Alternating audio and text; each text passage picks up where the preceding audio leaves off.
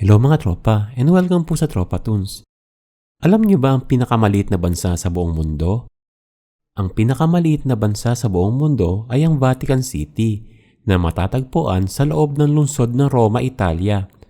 Ang Vatican City ay isang independenteng soberanong estado at opisyal na tahanan ng Santo Papa, ang pinuno ng Simbahang Katolika Romano.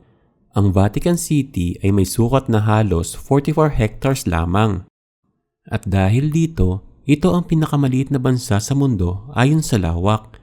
Bagaman maliit ito sa sukat, mayroon itong sariling sistema ng pamahalaan, post office, telecommunication facilities, mga bangko at isang mahalagang sentro ng relihiyon, kultura at turismo. Dahil sa kanyang maliit na sukat at espesyal na estadong pampolitika, ang Vatican City ay isang napakalimitadong populasyon at ang opisyal na wika nito ay Italyano. So mga tropa, sana po may natutunan kayong bagong kaalaman sa ating video.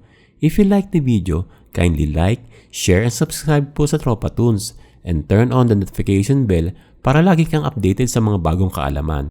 Once again, maraming pong salamat sa panonood sa Tropa Tunes and see you sa aming mga future uploads. Bye bye mga tropa!